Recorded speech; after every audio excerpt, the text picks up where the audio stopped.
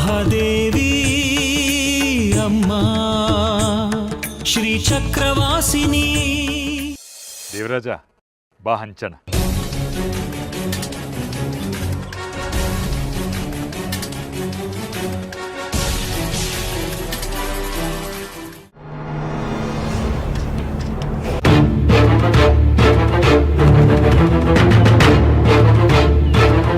ವಿಗ್ರಹ ಕೈಗೆ ಬಂದ ತಕ್ಷಣ ಚಕ್ರಾಪುರಿಗೆ ಹೊರಟುಬೇಡ.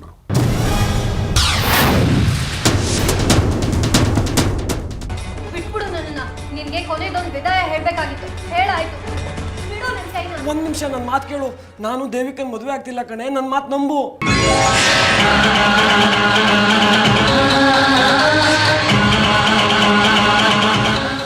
ಸುಂದ್ರಮ್ಮ ಸಿಗದೆ ಇರೋ ದುಃಖ, ನೀನ್ ದೂರ ಆಗ್ತಿರೋ ದುಃಖ ಎರಡೂ ಸೇರಿ ನಾನು ಕುಗ್ಗಿ ಹೋಗ್ಬಿಟ್ಟಿದ್ದೆ. ಈಗೆಲ್ಲ ಸರಿ ಹೋಯ್ತು ನೋಡು. ಸುಂದ್ರಮ್ಮನೂ ಸಿಕ್ಕಿದ್ಲು, ನೀನು ಸಿಕ್ದೆ. ಸುಂದ್ರಮ್ಮನೇ ನಮ್ಮನ್ನು ಕಾಪಾಡ್ಬಿಟ್ಲು.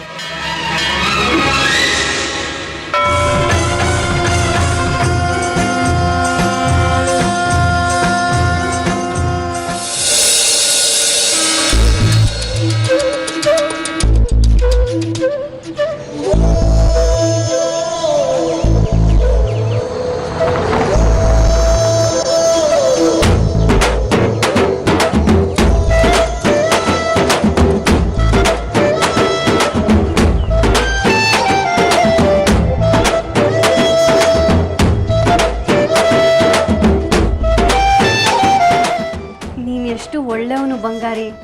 ನಾನು ನಿನ್ನನ್ನು ಅರ್ಥನೇ ಮಾಡ್ಕೊಳಕ್ಕಾಗಲಿಲ್ಲ. ನನ್ನನ್ನು ಕ್ಷಮಿಸ್ಬಿಡು.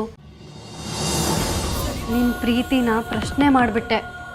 ನೀನು ಬದಲಾಗಿಲ್ಲ ಅನ್ನೋ ವಿಷಯನ ಅಪ್ಪನ ಹತ್ರ ಈಗಲೇ ಹೋಗಿ ಹೇಳ್ಬಿಟ್ಟು ಬರ್ತೀನಿ. ಆಗ ಅವರು ಖುಷಿ ಆಗ್ತಾರೆ. ಹೊರಡೋದಕ್ಕೆಲ್ಲ ತಯಾರಿ ಮಾಡ್ಕೊ, ನಾನು ಹೋಗಿ ಬರ್ತೀನಿ.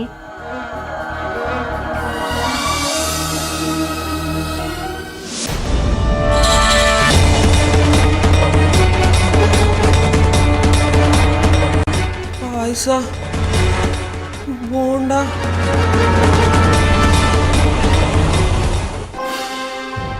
ನಾನು ಗುರುಗಳ ಹತ್ರ ಹೋಗಿ ಬರ್ತೀನಿ. ಬರೋ ತಡವಾಗುತ್ತೆ. ನಾನು ಹೇಳಿರೋದೆಲ್ಲ ನೆನಪಿದೆ ತಾನೆ? ನೀವು ನಿಮ್ಮ ಕೆಲಸ ಮಾಡಿ. ಯಾವುದೇ ಕಾರಣಕ್ಕೂ ಬೇಟೆ ತಪ್ಪಬಾರ್ದು.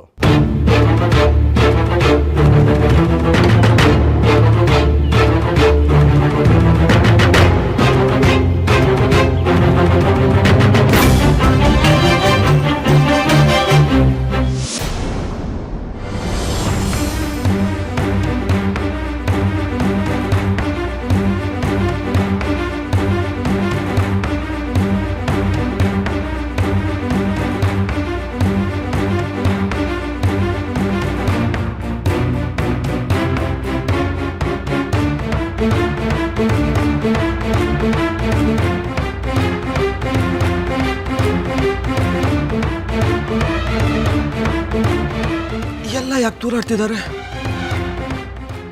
ಪಾಯಸಕ್ಕೆ ಮತ್ತೆ ಬರ್ಸಿದ ಪ್ರಭಾವನ ಇದು. ಇನ್ನೊಂದು ಸ್ವಲ್ಪ ಹೊತ್ತಲ್ಲಿ ನಾನು ಮೂರ್ಛೆ ಹೋಗ್ಬಿಡ್ತೀನಿ. ಇಲ್ಲ, ಹಾಗಾಗಕ್ಕೆ ಬಿಡಬಾರ್ದು.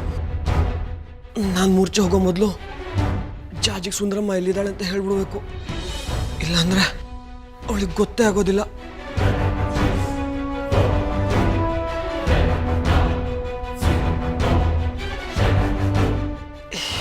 ಹೇಗೋ ಎಲ್ಲ ಮೂರ್ಛೆ ಹೋಗ್ತಿದ್ದಾರೆ.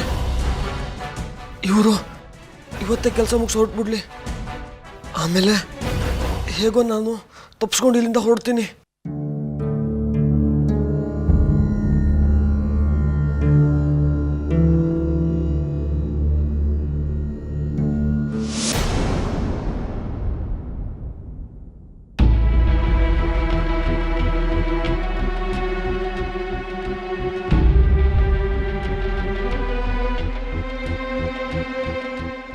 ಬಂಗಾರಿ, ನಂಗೆ ತಲೆ ತಿರುಗ್ತಿದೆ. ತಲೆ ಎಲ್ಲ ಭಾರ ಆಗ್ತಿದೆ. ದೇಹದಲ್ಲಿ ಶಕ್ತಿನೇ ಇಲ್ದಿರೋಂಗೆ ಅನಿಸ್ತಿದೆ. ಕಣ್ಣೆಲ್ಲ ಮಂಜಾಗ್ತಿದೆ. ಏನಾಗಿದೆ ನನಗೆ?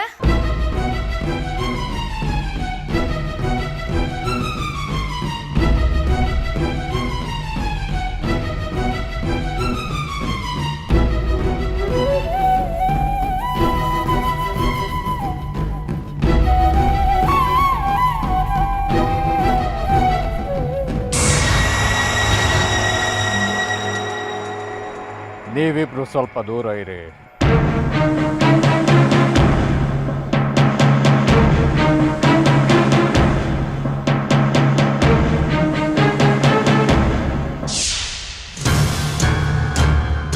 ತಾಯಿ, ಈ ಶಿವರುದ್ರಪ್ಪನ ಮನೆಯ ಆವರಣದಲ್ಲಿರೋ ಎಲ್ಲ ಆಳುಗಳು ಪ್ರಜ್ಞಾಹೀನರಾಗ್ಲಿ.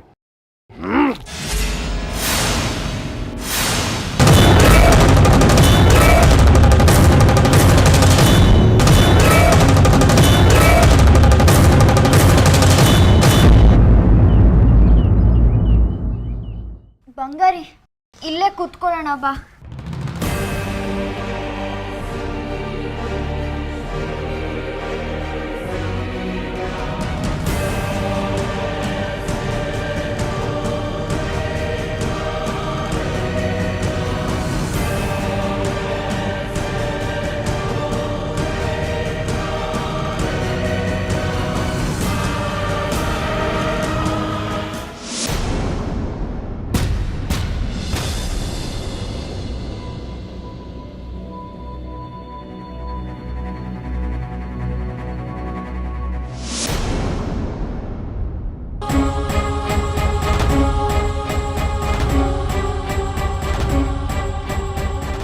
ಇನ್ನು ಸ್ವಲ್ಪ ಹೊತ್ತು ಬಿಟ್ರೆ ನಾನು ಹೀಗೆ ಮೂರ್ಛೆ ಹೋಗ್ಬಿಡ್ತೀನಿ.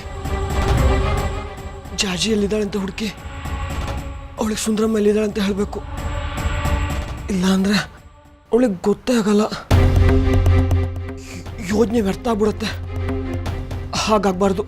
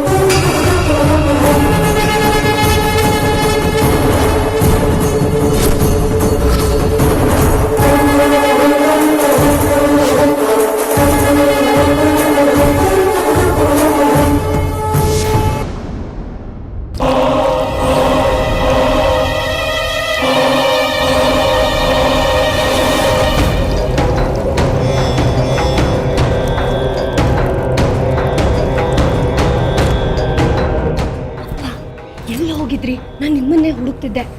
ಚಿಂತೆ ಯಾಕೆ ಮಾಡ್ತೀಯಾ? ಗಾಬರಿ ಯಾಕಾಗಿದ್ಯಾ? ನೋಡು, ಎಲ್ಲರೂ ತಿಂದು ಕುಡಿದು ಮೂರ್ಛೆ ಹೋಗಿದ್ದಾರೆ. ಅವ್ರಿಗೆ ಮತ್ತೆ ಪ್ರಜ್ಞೆ ಬರೋಕ್ಕೆ 8 ಗಂಟೆ ಆದರೂ ಬೇಕು. ಅಷ್ಟು ಸಮಯ ನಮಗೆ ಬೇಕಾದಷ್ಟು ಆಯಿತು ನಮ್ಮ ಕೆಲಸ ಮಾಡೋಕ್ಕೆ. ನಡಿ. ನಾನು ನಿನ್ಗೇನೋ ಹೇಳಬೇಕು. ಬಂಗಾರಿ ಸಿಕ್ಕಿದ್ದ, ಅವ್ನು ನನಗೇನೋ ವಿಷಯ ಹೇಳ್ದ. ಏನಂತೆ? ಸುಂದರಮ್ಮ ಎಲ್ಲಿದ್ದಾಳೆ ಅಂತ ಅವನಿಗೆ ಗೊತ್ತಿದೆಯಂತೆ. ಅವ್ನು ದೇವಿಕನ್ನ ಮದುವೆ ಆಗ್ತಿಲ್ವಂತೆ. ಮದುವೆ ಆಗ್ತೀನಿ ಅಂತ ನಾಟಕ ಆಡಿ ಸುಂದರಮ್ಮನ ವಿಷಯ ಬಾಯಿ ಬಿಡಿಸಿದ್ದಾನೆ. ಪಾಪ ಬಂಗಾರಿ ಒಳ್ಳೆಯವನೇ ಅಪ್ಪ. ಮತ್ತೆ ಅವನು ಇನ್ನೇನಾದರೂ ನಾಟಕ ಗಿಟ್ಕ ಆಡ್ತಿದ್ದಾನೋ ಹೇಗೆ? ನೀವು ಮತ್ತೆ ಅವನ ಮೇಲೆ ಅನುಮಾನ ಪಡಬೇಡಿ ಅಪ್ಪ. ಸರಿ, ಸದ್ಯ ಬಂಗಾರಿ ನಮ್ಮವನೇ ಆಗಿ ಉಳಿದಿದ್ದಾನಲ್ಲ, ಅದೇ ಸಂತೋಷ. ಬೇಗ ನಡಿ. ಅಡುಗೆ ಮನೆಯಲ್ಲಿ ನಮ್ಮ ವಸ್ತುಗಳನ್ನೆಲ್ಲ ತಗೊಂಡು ಬಂಗಾರಿನ ಆ ವಿಗ್ರಹನ ತಗೊಂಡು ಇಲ್ಲಿಂದ ಹೊಡೋಗೋಣಂತೆ. ನಡಿ ಬೇಗ.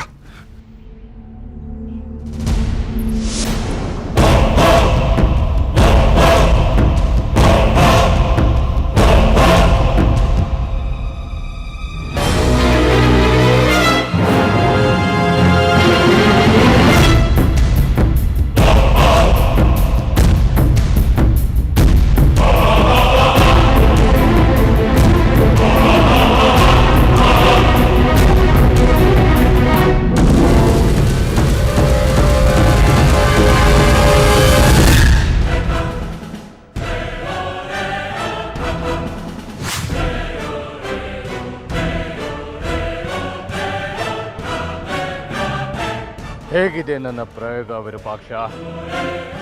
ನನ್ನ ತಾಯಿ ಉಪಾಸನೆ ಅಂದ್ರೆ ಹಾಗೇನೆ.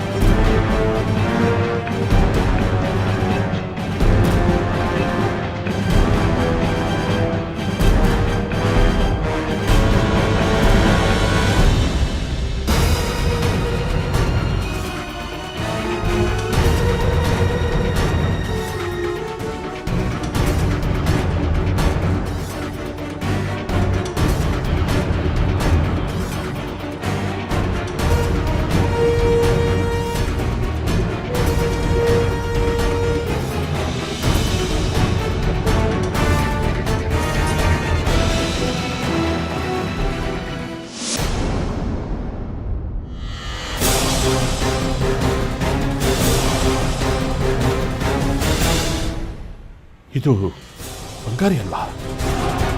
ಹೌದು, ಇವನೇ ಬಂಗಾರಿ. ಈ ಮನೆ ಅಳಿ ಆಗೋಕೆ ಹೊರಟಿರೋನು. ನನ್ನ ಮಂತ್ರ ಶಕ್ತಿಗೆ ಮೂರ್ಛೆ ಹೋಗಿದ್ದಾನೆ. ಸಾಕು ಸರ್, ಸುಮ್ಮನೆ ಕತೆ ಹೇಳ್ತಾ ಇರ್ಬೇಡ. ನಿನ್ ತಾಯಿ ತೋರಿಸಿದ ವಿಗ್ರಹ ಇರೋ ಜಾಗ ಇದೇನೆ? ಹೌದು, ನನ್ನ ತಾಯಿ ತೋರಿಸಿದ ಜಾಗ ಇದೇನೆ. ಮಣಿಕಂಠ, ಆ ಮೂಲೆಯಲ್ಲಿ ಹುಡುಕು.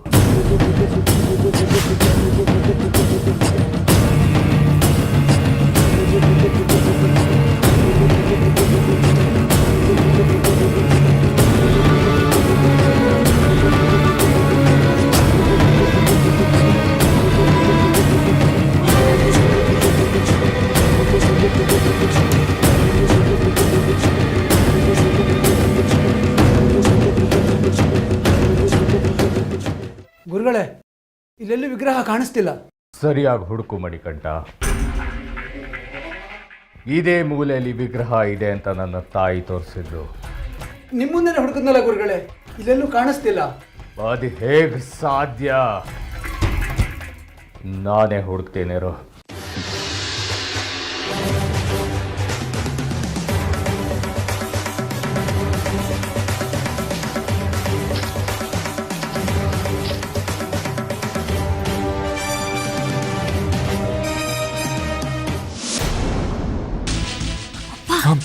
ಎಲ್ಲ ಜೋಡಿಸ್ಕೊಂಡಾಯ್ತಾ?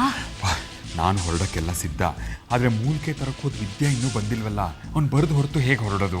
ಹೌದಲ್ವಾ ಅಪ್ಪ, ಅವ್ನು ಬರದೆ ಹೊರಡೋಕ್ಕೆ ಆಗೋದಿಲ್ಲ. ಎಲ್ಲರೂ ಒಬ್ಬೊಬ್ಬರೇ ಮೂರ್ಛೆ ತಪ್ಪು ಬೀಳ್ತಿದ್ದಾರೆ. ಈಗೇನು ಮಾಡೋದು? ನಾವು ಹೊರಡೋದಿರಲಿ, ಆ ದೇವಿಕನ್ನ ಎಚ್ಚರಪಡಿಸಿ ಆ ವಿಗ್ರಹ ಎಲ್ಲಿದೆ ಅಂತ ತಿಳ್ಕೊಬೇಕಲ್ಲ. ಅಯ್ಯೋ ಅಪ್ಪ, ಸುಂದ್ರಮ್ಮ ಎಲ್ಲಿದ್ದಾಳೆ ಅಂತ ಬಂಗಾರಿಗೆ ಗೊತ್ತಿದೆಯಲ್ಲ. ಹೌದಾ? ಅದಕ್ಕೆ ದೇವಿಕನ್ನ ಎಚ್ಚರಿಸೋದು ಬೇಡ, ಬಂಗಾರಿ ನೋಡಿದ್ರೆ ಸಾಕು. ಸರಿ, ಹಾಗಿದ್ರೆ ಬಂಗಾರಿನ ಕರ್ಕೊಂಡು ವಿಗ್ರಹ ತಗೊಂಡು ನಾವು ಹೊರಟು ಬಿಡೋಣ. ವಿದ್ಯೆ ಬೇಕಿದ್ರೆ ದಾರಿಲಿ ಸಿಗ್ತಾನೆ. ಈಗ ಬಂಗಾರಿ ಎಲ್ಲಿದ್ದಾನೆ ಅಂತ ಹುಡ್ಕೋಣ. ಎಲ್ಲಿ ಹಾಳಾಗೋಯ್ತು ಈ ವಿಗ್ರಹ? ಅಲ್ಲಿ ಗೋಚರಿಸಿದ ವಿಗ್ರಹ ಇಲ್ಲಿ ಕಾಣ್ತಾ ಇಲ್ಲ ಅಂದ್ರೆ ಏನರ್ಥ? ನಿನ್ನ ಮಂತ್ರವನ್ನು ಪ್ರಯೋಗ ಮಾಡಿ ರುದ್ರಪ್ಪನ ಆಳುಗಳನ್ನ ಮೂರ್ಛೆಗೊಳಿಸೋದಿಲ್ಲ. ಹಾಗೆ ನಿನ್ನ ತಾಯಿನೂ ಮೂರ್ಛೆ ಹೋಗ್ಬಿಟ್ಟಿರ್ಬೇಕು. ಹೋಗಿ ಕೇಳು ನಿನ್ ತಾಯಿನ. ಹೋಗಲೇ.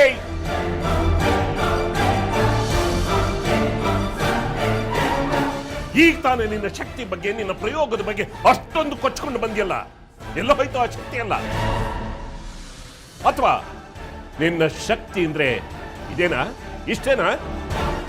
ಛೀ, 3 ಕಾಸಿಗೆ ಬೆಲೆ ಬಾಳ್ದೇ ಇರುವಂತ ವಿದ್ಯೆನ ನೀನು ಒಬ್ಬ ಕ್ಷುದ್ರ ಉಪಾಸಕ ಮಾತೆತ್ತದೆ ಸಾಧನೆ, ವಿದ್ಯೆ, ಬಲಿ ಅಂತ ಎಲ್ಲ ಹೊಗಳ್ತೀಯ. ಹೀಗೆ ಬಡಾಯಿ ಕೊಚ್ಕೊಂಡು ಬಂಡವಾಳ ಬಾಳೋದಕ್ಕಿಂತ ಎಲ್ಲರೂ ಹೋಗಿ ಸಾಯಿ. ನಾಚಿಕೆ ಆಗೋದಿಲ್ಲ ನಿನ್ಗೆ? ನೀನು ನಿನ್ನ ತಾಯಿನು ನಾಲಾಯ. ವಿರೂಪಾಕ್ಷ, ನನ್ನ ಬಗ್ಗೆ ಏನಾದ್ರೂ ಮಾತಾಡು, ಆದ್ರೆ ನನ್ನ ತಾಯಿ ಬಗ್ಗೆ ಮಾತಾಡೋ ಯೋಗ್ಯತೆ ನಿನಗಿಲ್ಲ. ಯೋಗ್ಯತೆ ಬಗ್ಗೆ ನೀನು ಮಾತಾಡಬೇಡ. ನೀನು ನಿನ್ನ ತಾಯಿ ಯೋಗ್ಯತೆ ಏನು ಅಂತ ಆಗಾಗ್ಗೆ ನನಗೆ ಪರಿಚಯ ಆಗ್ತಾ ಇದೆ. ಈಗಲೇ ನೋಡ್ತಾ ಇದ್ರಲ್ಲ ನಿನ್ನ ಒಂದು ಯೋಗ್ಯತೆ ಪ್ರದರ್ಶನ.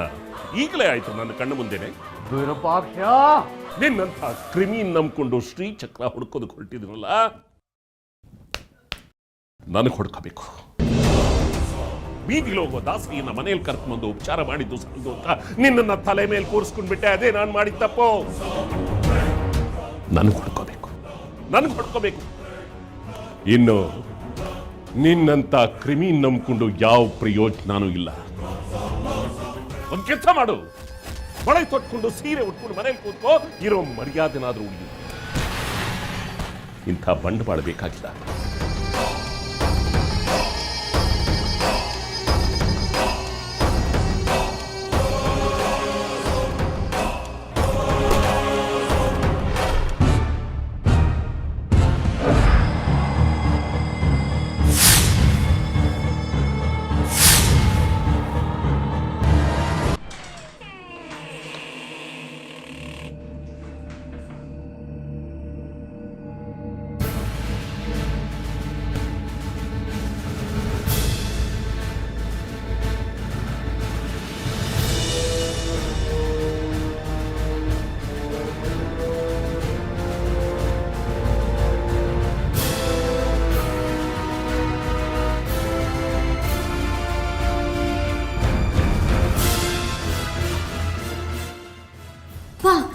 ಬಂಗಾರಿ ಅವನ ಕೋಣೆನಲ್ಲಿ ಇಲ್ವೇ ಇಲ್ವಲ್ಲಪ್ಪ? ಎಲ್ಲಿ ಹೋದ್ನೋ ಇವನು? ಜಾಜಿ, ನೀನು ಹಿಂಬಾಗಿಲಿಂದ ಹೋಗಿ ಆ ಕಡೆ ಹುಡುಕು, ನಾನು ಈ ಕಡೆ ಎಲ್ಲ ಹುಡುಕ್ತೀನಿ. ಸರಿ.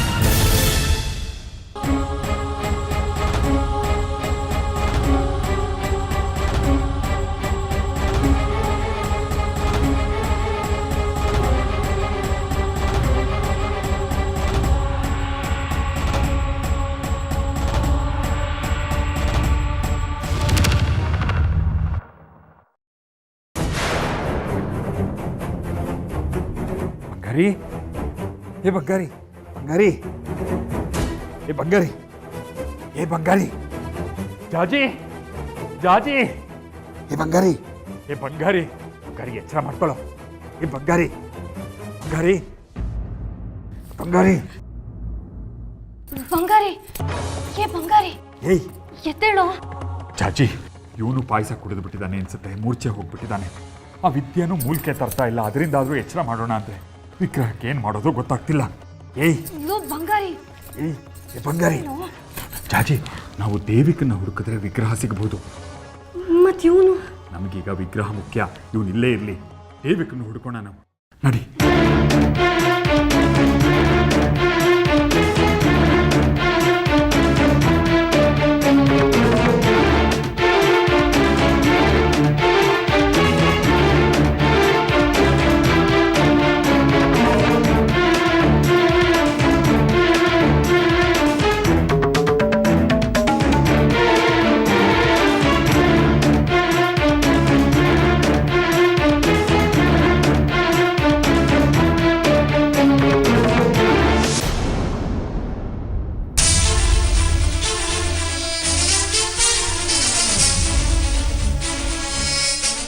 ದೇವಿಕಾ, ದೇವಿಕಾ, ದೇವಿಕಾ, ಅಪ್ಪ, ಅಪ್ಪ, ದೇವಿಕಾ, ಎದ್ದೇಳು ದೇವಿಕಾ, ದೇವಿಕಾ, ಅಕ್ಕ. ದೇವಿಕಾ, ಎಷ್ಟು ಎಪ್ಸಿದ್ರು ಹೇಳ್ತಿಲ್ಲ ಅಪ್ಪ. ನೀರ್ ಚುಮುಕ್ಸ್ಲಾ? ನೀರಿಗೆಲ್ಲ ಬಗ್ಗಲ್ಲ, ಮೂಲಿಕೆನೇ ಬೇಕು. ದೇವಿಕಾ, ಎಲ್ರೂ ಎಚ್ಚರ ಆದಾಗ ಸುಂದರಮ್ಮಂಗೋಸ್ಕರ ನಾವೇ ಹೇಗ್ ಮಾಡಿದ್ದು ಅಂತ ಗೊತ್ತಾದ್ರೆ